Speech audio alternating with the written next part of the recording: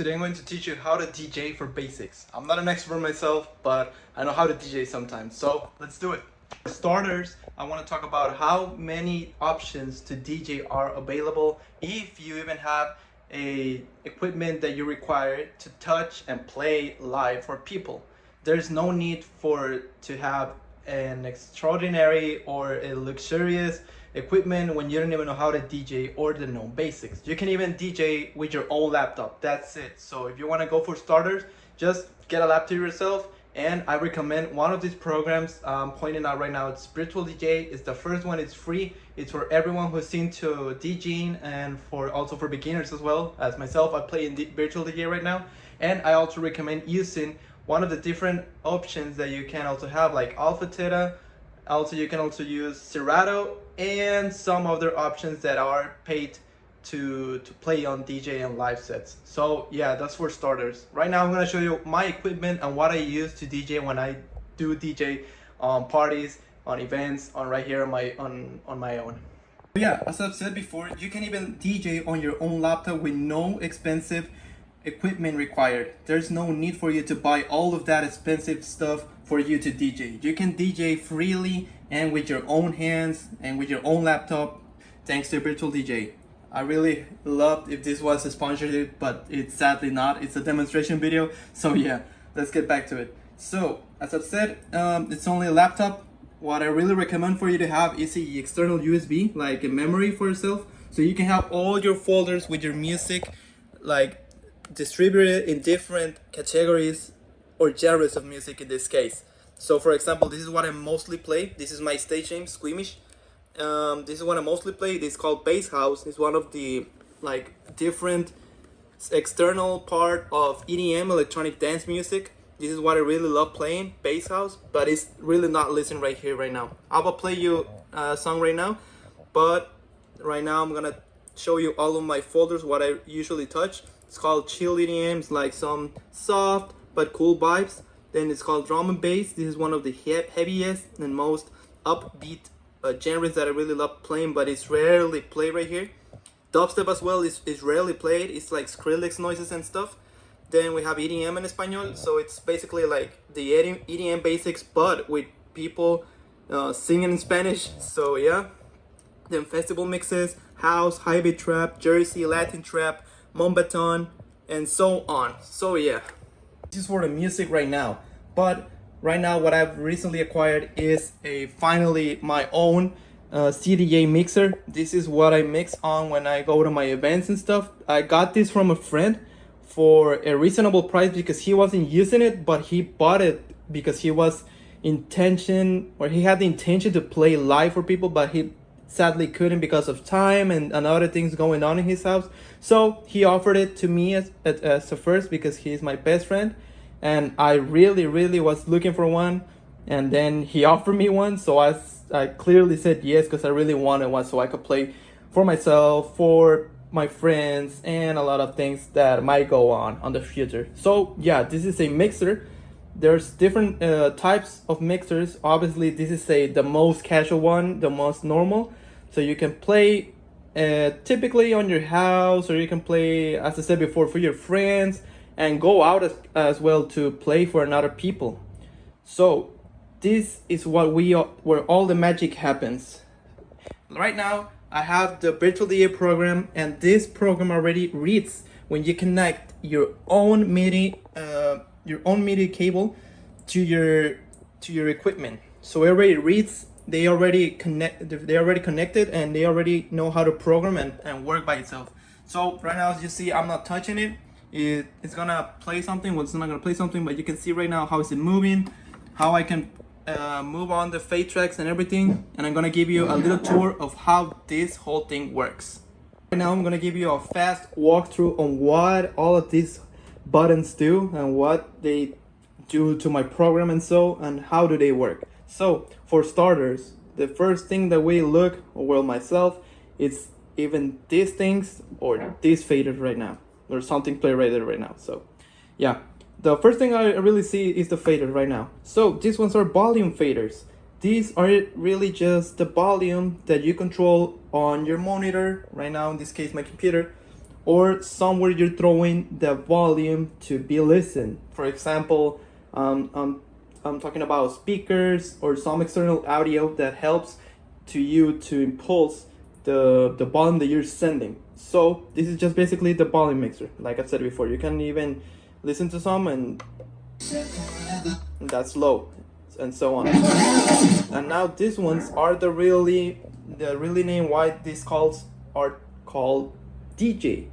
So these things are disc jockeys. These ones are disc jockeys, and what they work for is for basically for you to mix, like really mix. Because in the old ways, they used to mix on cassettes, a live ear, and it was a different way of DJing of what now DJing is right now. So it's really crazy how DJing has come up in the recent years. So as I said before, this is a disc jockey, and this is how it works. You just basically, well, you do that. You just mix, and that's how the disc jockey works. You can make your track go faster, slower. That's how it works. The wheel button is for you to make it go faster if you want to play faster live, or if you want to mix on it but in a slower version. So I really love using it when it's on, because you can make your track go faster, or you might want to go make it slower, faster, or you really want to make it stop. Like for example, right now, you can just make it stop, but like just putting your finger on it, like stop spinning, and then it stops playing. And when it goes playing, there it goes. And yeah, I didn't really even say it before, sorry, but you can see the waveform right here of what is playing, and how can you watch how to mix your own tracks into another by seeing at the waveform and also knowing what else you're playing, because you cannot mix two genres in one. I mean, you can, but you have to be an expert to be playing on two different genres. For example, maybe reggaeton and maybe dance music. It's two different worlds. You cannot mix those together unless you're expert. In my case, I'm not, but I think I could make it work. So back to the mixer. These are the volume faders. As I said before, you just go up, down. Then we have some of these knobs. These ones are mainly for just gain, like they just say right here. This is the gain you give to the speaker to be even louder. This is a Q mix for you to make it more even natural when you transition your songs to another. And the Q gain is just mainly a different way of the Q mix. They work the same, but this is the way how your mix and your transitions sound even harder. This one right here, the main big one, is how to browse your songs by not touching the computer. So for example, I want to look for another songs. You have right here, well, you just go on and you look, and then, oh, I want to play something from EDM in Espanol. You go in right here, and when you have your track ready, you just place the button where you want to load the track. So if I want to load it on the mixer 2, you just press the button, and there you go. Your track is already on track. Your track is already right here loaded.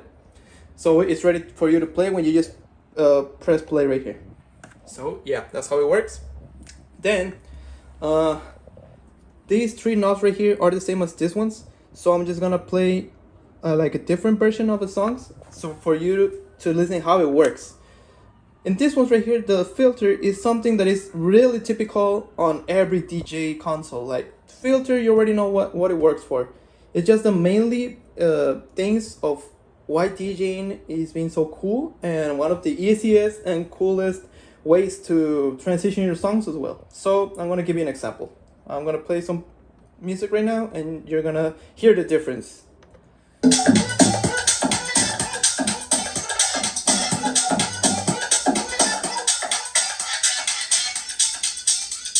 That's filter for the low IQ, and then we have this one that is one. That's my favorite one, like the most common one when you feel like it's underwater, or you're even arriving to a place and you're hearing the music from outside. That's how it listens. So yeah, then you go back.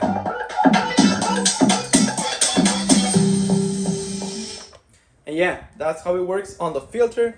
These three knobs are for you to cut the low frequencies from your track. This one is for you to cut the bass from the track, and this is to cut the mid frequencies from your track. I can play an example right now, but I'm not being like stingy or something like that in some way.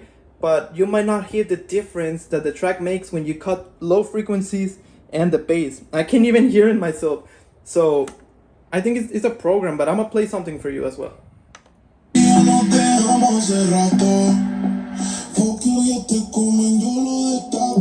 Sorry for the bad word. Sorry for the bad word. Yeah, so as you can see right here, I already cut the low, mid, and high frequencies. There's obviously different names, but this is how you can listen and also identify yourself on how and what to cut from the track so you can already transition to another one. So this right here, as I told you before, you cut the bass on this one, you cut the mid frequencies on this one, and this one I really don't know what it works for. Do I? Oh, sorry, this one is a high frequencies one. Yeah, sorry, this one was the high frequencies one, and this one is a filter that I already told you and showed you before how it works. So yeah, those are how to know these basics.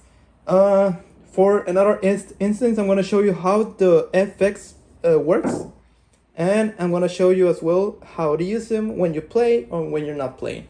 So I'm gonna play another track for you to listen. For example, this one right here is called. The coolest thing about this one is that it's touch, so you can really play with it. Look, that's how it's playing. You already know how it's moving, and you just put your finger on it and scroll on it. So I'm gonna show you how it works. So you just go right here and then. You said forever.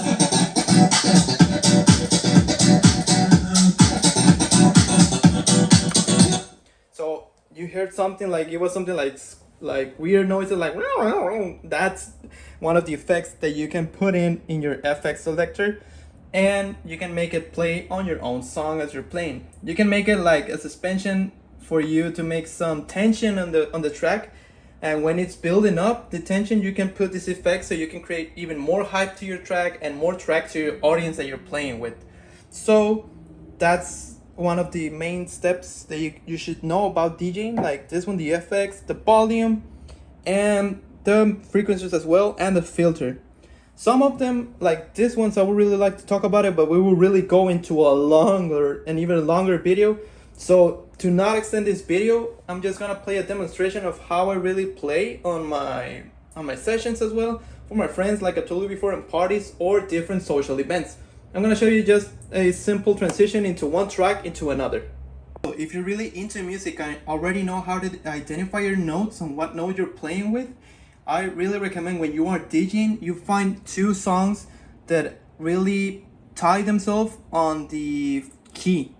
Because if you play in a different key, then it won't sound good. Even if you think the song is good, you need to find two songs that need to be on the same key for them to feel like you're really blending into them. Like if you play one or another at the same time, you're gonna hear no difference. Why is that? Because they are on the same key. They're on the same note. So yeah, that's another tip I would really like to give you guys, for you to really understand, and if you already know about music, then you might know what's going on. But if you don't, just making sure that these two are tied, as well as the BPM. The BPM is the rhythm or the tempo that the song is going. Like the faster that number 125 is, the faster the song goes. So I'm gonna make another little sample before playing a little bit of my transitions, and then you're gonna know what I'm talking about.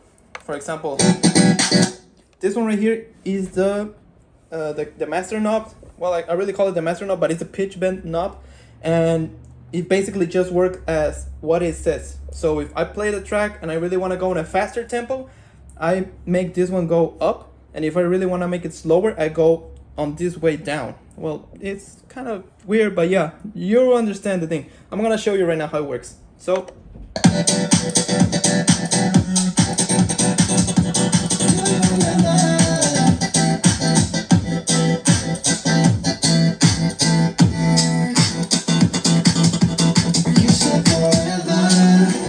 and if you want to make it just on the normal tempo that the song is, you just go in the middle on this one right here that is like already highlighting. You just keep it right here, and you just don't move this one. I really don't move this one when I'm playing live, because it can make a disaster for your sets. You can really make a disaster. So yeah, now I'm really gonna show you how to make a transition. Hopefully this one goes good because my speaker has a little bit of delay. This one is just for demonstration, all right? So yeah, let's go.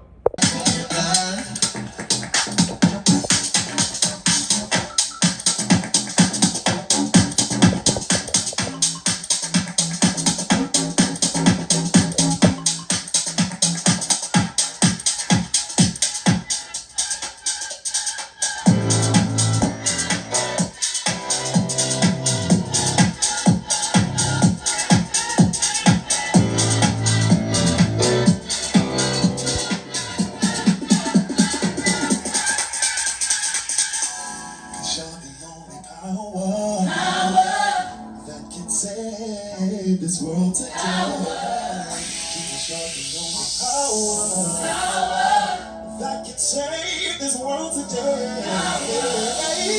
You're the only power that can save this world today. You're the only power that can save this world today. Come on and lift your voice. Anybody want to praise God today? Put your hands up. Let's go. We got rich and long track.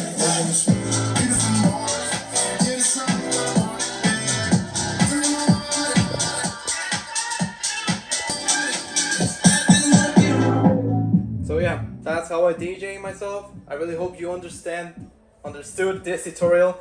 It was a really fast-paced one, but if you really want to get into DJing, I really hope that you consider doing this style in virtual DJ for start playing some songs for yourself, and then you can start playing on different parts, and well, just keep out yourself as an artist and being a DJ, because being a DJ is really cool. I really love being a DJ. But yeah, this is my video, and I really hope you guys understood every step of it. And if you don't, well, I'll be glad to explain you in a future occasion. But for now, I'm gone. Bye bye, guys. See you. Well, see you soon, I guess. See you soon. Bye bye.